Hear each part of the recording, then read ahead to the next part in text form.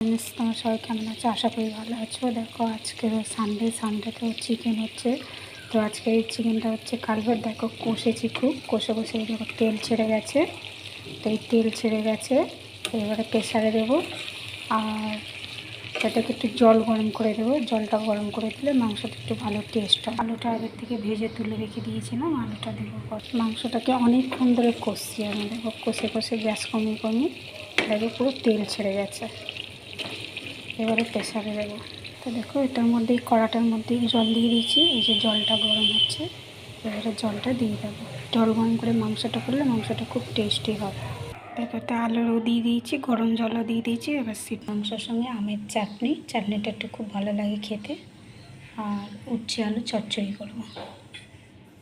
আচ্ছা, তেলটা গরম হয়ে গেছে, তেজপাতা দিয়ে দিলাম, একটু পাঁচ ফোড়ন দিলাম, আর কাঁচা লঙ্কা দিলাম,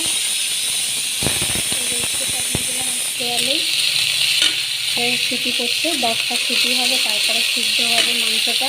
এই যে উচ্ছে আলু চচ্চড়ি রেডি হয়ে গেছে, আমার রান্না রেডি কমপ্লিট। রান্নাটা যদি ভালো লেগে থাকে তাহলে লাইক করো, কমেন্ট করো, শেয়ার করো, আর অবশ্যই ফলো করো।